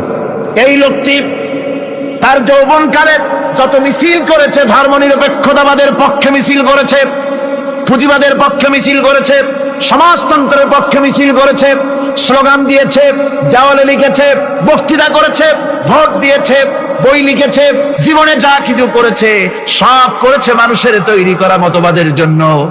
তার ভোট ইসলামের কাজে লাগে নাই, তার ইলেকশন ইসলামের কাজে লাগে নাই, তার দেওয়ালের লেখা ইসলামের কাজে লাগে নাই, তার বক্তৃতা তার টাকা পয়সা ইসলামের কাজে লাগলো না। মরে গেছে, পরে মরা মানুষ তারে উঠাইয়া বললা রাসূলুল্লাহর দলে উঠাইয়া দিলাম। এখন বলো রাসূলুল্লাহ কেন তোমার মতো মরা লাশটাকে তিনি গ্রহণ করতে যাবে? তোমার জীবনের কোন কাজই তো ইসলামের জন্য কাজে লাগলো না। তোমার জীবনের একটা দীর্ঘ তো ইসলামের কাজে লাগে নাই। মরছো, তারপরে তোমার মরা লাশ রাসূলুল্লাহ বহন করতে যাবেন কেন? কি দায় টাকা পড়েছে তার? সুতরাং আমি বলতে চাই, আজকের মাহফিলে যত জনতা উপস্থিত হয়েছেন, জান এবং মাল সবকিছু দিয়ে লড়াই করতে হবে আল্লাহর রাস্তায়। আমার ভোট, আমার ইলেকশন, আমার স্লোগান, আমার বক্তৃতা, আমার টাকা কড়ি খরচ সবকিছু হবে আল্লাহর জন্য। কুল ইন্না সালাতি ওয়া নুসুকি ওয়া মাহইয়ায়া ওয়া মামাতি লিল্লাহি রাব্বিল আলামিন। সবাই পড়েন, ইন্না সালাতি ওয়া নুসুকি ওয়া মাহইয়ায়া ওয়া মামাতি লিল্লাহি রাব্বিল আলামিন। আল্লাহ পাক বলেছেন, বলো আমার নামাজ, আমার হায়াত, আমার কুরবানি, আমার মত সব আল্লাহর জন্য। কার জন্য? আল্লাহর জন্য। অসীম মেহেরবান এবং বিশেষ করুণাময় তিনি, যিনি রহমান এবং রহিম। রহমান রহিম আল্লাহ পাকের দুটি গুণবাচক নাম। রহমান অপেক্ষা রহিম অপেক্ষা রহমান, এটা হচ্ছে বেশি ব্যাপক অর্থবোধক, যার জন্য তাফসীরে বলা হয়েছে আর রহমানু যুর রাহমাতিশ শামিলা বিজামিল খালায়েক ফিদ দুনিয়া ওয়াল মুমিনিনা ফিল আখিরাহ। অর্থাৎ রহমান তিনি, যিনি এমন রহমতের মালিক যা বিশেষত গোটা বিশ্বের সমস্ত মানুষের জন্য প্রযোজ্য। আর রহিম হচ্ছে শুধু কিয়ামতের দিন পৃথিবীতে রহমান, তিনি দয়াবান পৃথিবীর সমস্ত মানুষের জন্য এবং কিয়ামতে শুধু মুমিনদের জন্য। রহমান কিয়ামতে শুধু মুমিনদের জন্য। আর রহিম হচ্ছে আর রহিম যুর রাহমাতি শামিলা লিল মুমিনিনা ইয়াউমিল কিয়ামা। রহিম হচ্ছে শুধুমাত্র কিয়ামতের দিন আল্লাহ রাব্বুল আলামিন শুধু মুমিন লোকদের জন্য এই বিশেষ দয়া কিয়ামতের দিন করবেন। এখন রহমান হচ্ছেন পৃথিবীর সমস্ত মানুষের জন্য, সমস্ত প্রাণীর জন্য। তার দান থেকে কেউ বঞ্চিত থাকবে না, সকলের জন্য তার দানের দরজা অবারিত, উন্মুক্ত। এই পৃথিবীর বুকে আমরা দেখতে পাই মানুষ তার বন্ধুদেরকেই দেয়, শুধু সরকার হোক আর সাধারণ মানুষ হোক, আপনজনদেরকে নিজের দলকেই বেশি দেয়। কথা ঠিক কিনা? নিজের দলের প্রতি, আত্মীয় স্বজনের প্রতি স্বজন প্রিয়তা মানুষের শরীরের ভিতরে রোগ হিসাবে কাজ করে, আর এভাবে করে নিজের দল আর আত্মীয় স্বজনকে বেশি করে সুযোগ সুবিধা দেয়। শত্রুকে কেউ দেয় না, শত্রুকে কেউ ডেকে ডেকে কোনো জিনিস দিতে চায় না বা দেয় না।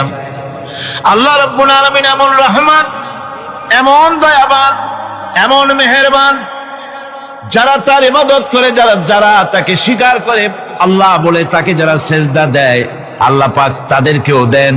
আর যারা আল্লাহকে অস্বীকার করে, আল্লাহ রাব্বুল আলামিনকে মানে না, তার গুণাবলী কি স্বীকার করে না, তার অস্তিত্ব স্বীকার করে না, তারপরেও আল্লাহ রাব্বুল আলামিন কোন নাফরমান বান্দাকেও রহমত থেকে বঞ্চিত করেন না। সে যেই হোক, বেনামাজি হোক, মুরতাদ হোক, নাস্তিক হোক, তারপরে আল্লাহর অনুগ্রহ থেকে সে বঞ্চিত থাকে না। কথা ঠিক কিনা? বরং এটাই আমরা দেখি, নামাজি, দিনদার, পরেজগার মানুষ তার বরং কম থাকে, সে বরং কম পায়। বাড়ি নাই, ঘর নাই, কলকারখানা নাই, আর নামাজ রোজা করে না, হজ যাকাত করে না, আল্লাহর সাথে বিরোধিতা করে, আল্লাহরে মানেই না, বলে দেয়ার ইজ নো গড, স্রষ্টা বলতে কেউ নাই। এই ড্রিঙ্ক অ্যান্ড বিমেরি, এই হচ্ছে তাদের থিওরি, তাদের দর্শন, তাদের ফিলসফি। এই জাতীয় লোকগুলি বরং দেখা যায় তারা ক্ষমতা পায়, বাড়ি হয়, গাড়ি হয়, কল হয়, কারখানা হয়, সম্মান পায়। এটা কেন? এর কারণ হচ্ছে আল্লাহ রাব্বুল আলামিন এই পৃথিবীর কোনো মূল্য দেন না। এই পৃথিবীর মূল্য যদি আল্লাহ পাকের কাছে একটা মশার দানার তুল্য যদি হতো, আল্লাহ পাক বিদ্রোহীদেরকে, কাফেরদেরকে এক ঢোক পানি আল্লাহ পাক গিলতে দিতেন না। এবার চিন্তা করেন, আল্লাহর ব্যাপারে যে দৃষ্টান্তটা দেওয়া হয়েছে, দৃষ্টান্তটা কত গুরুত্বপূর্ণ। মশার দানার তুল্য, মশার দানার তুল্য এই পৃথিবীর দাম নাই আল্লাহর কাছে। আপনাকে যদি কেউ 10 লক্ষ মশার দানা বহু কষ্ট করে জোগাড় করিয়া যদি কেউ দেয়, তাহলে আপনি কয় টাকা দিয়ে কিনবেন? 4 পয়সা দিয়েও একজনে বলছে 4 পয়সাও দিবে না। তাহলে বোঝেন এর কোনো মূল্য নাই। একটা মশার দানার তুল্য মূল্য আল্লাহ পাক এই পৃথিবীর দেন না, যার কারণে অবারিত উন্মুক্ত হস্তে আল্লাহ পাক সমস্ত মানুষের জন্য, প্রাণী জগতের জন্য তিনি করুণা করেছেন সকলকে। এই করুণাময় রহমান আল্লাহ পাক, তিনি গুনাহগারদেরকে, যারা আল্লাহ পাকের ফরমাবরদারি করতেছে, তাদেরকে সকলকে আল্লাহ পাক সমানভাবে তার জিনিসগুলিকে তিনি দিয়ে দিচ্ছেন। এটা হচ্ছে রহমান। আর রহিম হচ্ছে, হাদিস শরীফে বলা হয়েছে, আর রহমানু রহমানুদ দুনিয়া ওয়াল আখিরাহ, আর রহিম ও রহিমুল আখিরাহ। মোমেন রহমান তো শুধু আল্লাহ পাক দুনিয়া এবং আখিরাতের জন্য, আর রহিম শুধুমাত্র আখিরাতের জন্য। আবার কোন কোন আয়াতে বলা হয়েছে যে আল্লাহ পাক দুনিয়ার মানুষের জন্য রহিম। একটি আয়াতে ভাবে বলা হয়েছে, হুয়াল্লাযী ইউসাল্লি আলাইকুম ওয়া মালাইকাতুহু লিয়ুখরিজাকুম মিনাজ যুলুমাতি ইলান নূর ওয়া কানা বিল মুমিনিনা রহিমা। সে আল্লাহ তোমাদের প্রতি রহম করেছেন, রহমত নাজিল করেছেন, এবং তার ফেরেশতাগণ এই উদ্দেশ্যে যে তোমাদেরকে তিনি অন্ধকার থেকে আলোর দিকে বের করে নিয়ে আসবেন।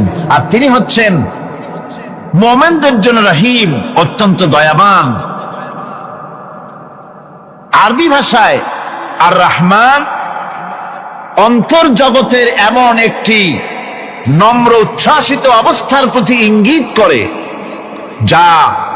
যার ফলে তার স্বতঃস্ফূর্তভাবে নিজের থেকেই মহানুভবতা এবং প্রীতি ও মহব্বতের ইচ্ছার বহির্প্রকাশ ঘটে।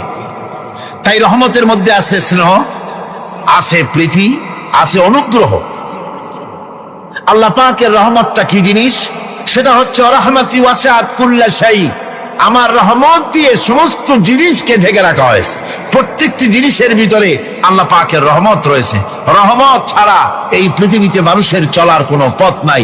সমস্ত ব্যাপারই আল্লাহ পাকের রহমত আর রহমত। তাবৎ সৃষ্টির দিকে যদি আমরা তাকাই, আল্লাহ পাকের সৃষ্টি জগতের দিকে তাকাই, সেখানে আল্লাহর এই করুণা ছাড়া আর কিছুই দেখা যাবে না। কোরআনে কারিমে বলা হচ্ছে وَسَخَّرَ لَكُم مَّا فِي السَّمَاوَاتِ وَمَا فِي الْأَرْضِ جَمِيعًا مِّنْهُ إِنَّ فِي ذَلِكَ لَآيَاتٍ لِقَوْمٍ يَتَفَكَّرُونَ। আকাশ ও পৃথিবীতে যা কিছু আছে তা সব কিছুই আল্লাহ রাব্বুল আলামিন মানুষের তো করে দিয়েছেন। যেভাবে পারো সেভাবে তাকে কাজে লাগাও।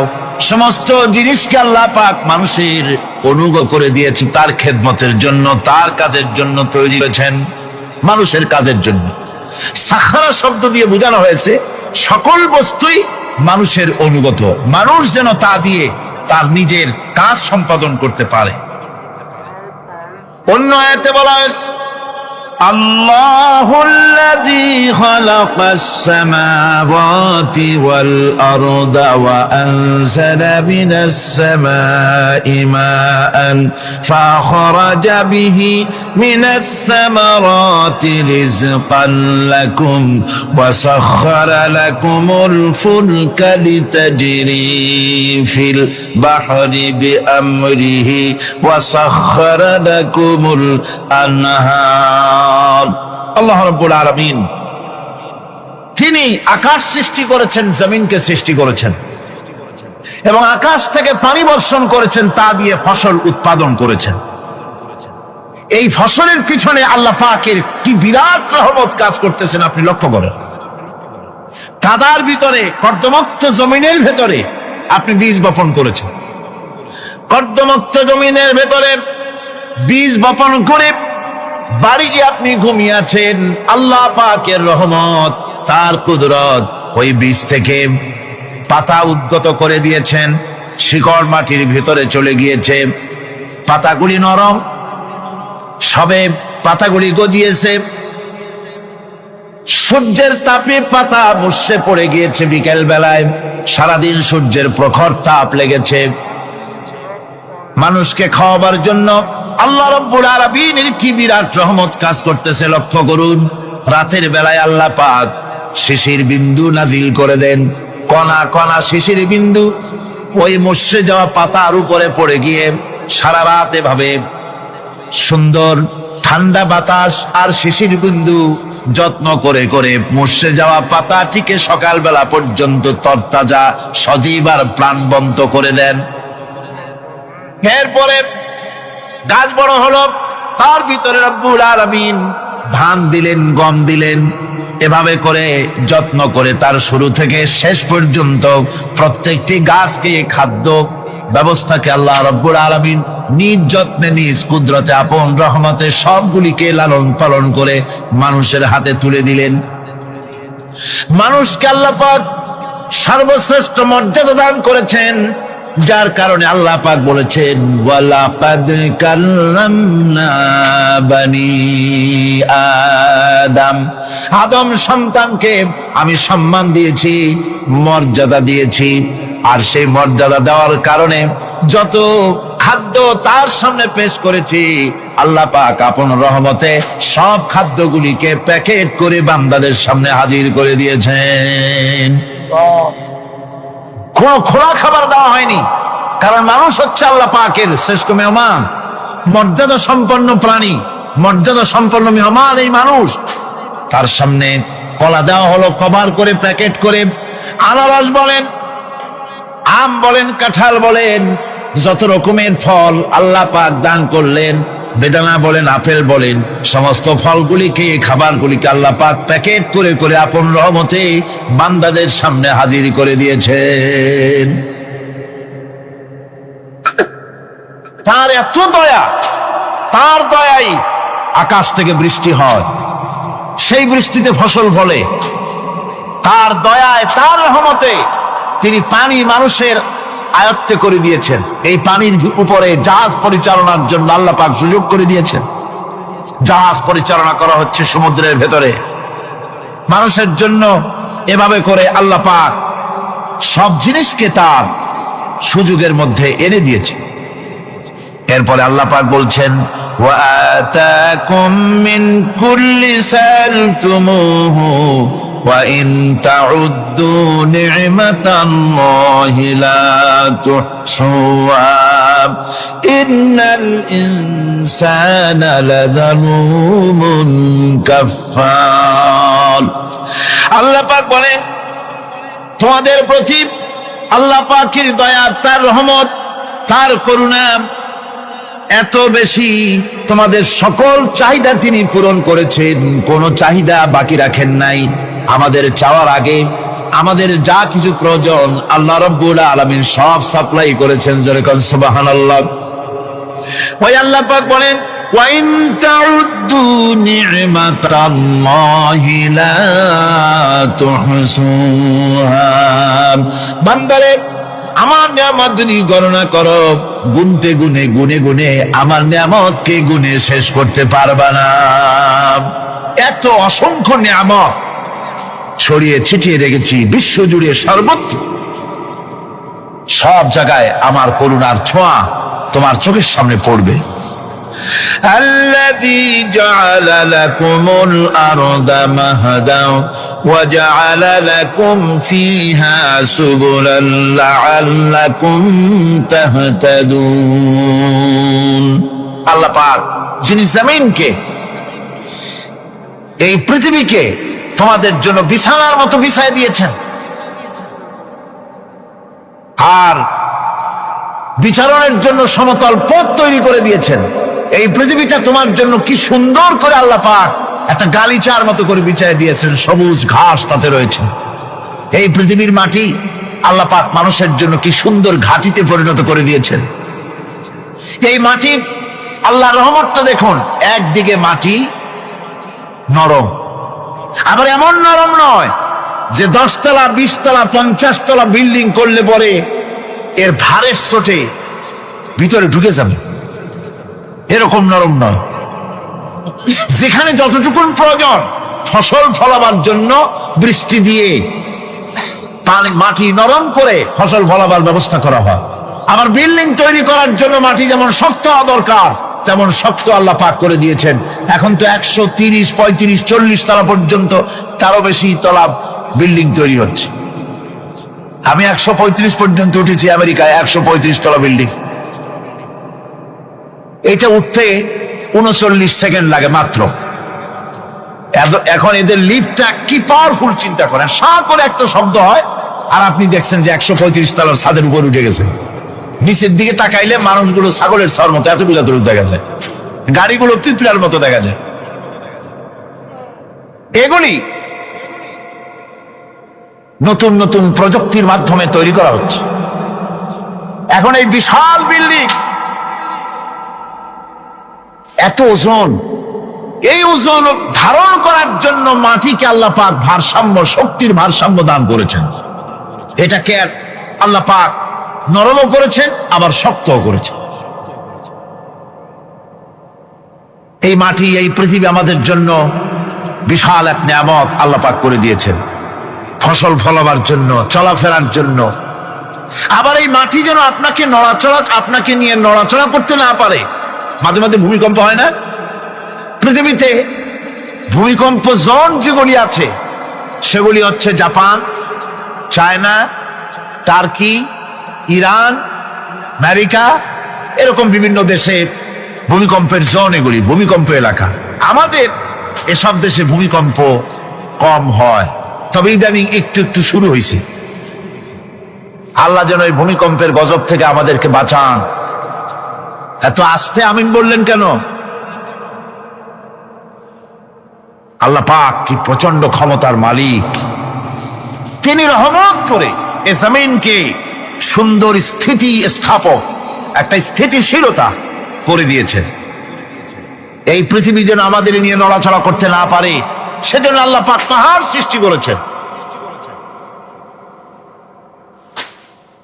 চট্টগ্রামে পাহাড় আছে না? রাঙামাটি, খাগড়াছড়ি, বান্দরবান পাহাড় আছে না? আছে। লোকেরা এই পাহাড়ের উপকারিতা বোঝে না, সমানে পাহাড় কাটে। যারা পাহাড় কাটেন তারা আত্মঘাতী কাজ করেন, তারা পৃথিবীর মানুষের ক্ষতি করেন। পাহাড় আল্লাহ পাক তৈরি করেছেন। আল্লাহ কোন জিনিস খেলতামশার জন্য তৈরি করেন নাই। গতকাল এই আয়াতটি আমি পড়েছিলাম, আল্লাযীনা ইয়াযকুরুনাল্লাহা কিয়ামান ওয়া কুউদান ওয়া আলা জুনুবিহিম ওয়া ইয়াতাফাক্কারুনা ফী খালকিস সামাওয়াতি ওয়াল আরদ রব্বানা মা খালাকতা হাযা বাতিলা। নিরর্থক করে আল্লাহ পাক কোন জিনিসকে তৈরি করেন নাই।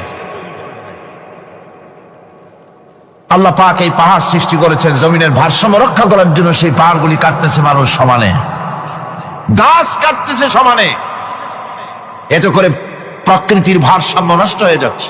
এগুলি সব আল্লাহ পাকের রহমত, সবগুলি আল্লাহ পাকের নিয়ামত। খালি খালি আল্লাহ কিচ্ছু তৈরি করেন নাই। ব্যাংকগুলারে জনমের মতো খাইয়া ব্যাংকের ব্যবসা করে, চীনের কাছে ব্যাংক বিক্রি করে এখন বাংলাদেশ মহাবিপদে পড়েছে। এখন ব্যাংক কোথায় পাওয়া যায় তাই তালাশ করে, কারণ এই ব্যাংকের উপকারিতা আগে জানা ছিল না। এত কীটনাশক ওষুধ ছড়ানো লাগতো না। কীটনাশক ওষুধ ছড়িয়ে জমিনের উর্বরা শক্তির 12টা বাজানো হচ্ছে। আল্লাহ পাক আপন কুদরতে, আপন রহমতে অসংখ্য ব্যাংক তৈরি করে দিচ্ছে, যাতে করে অতিরিক্ত পোকা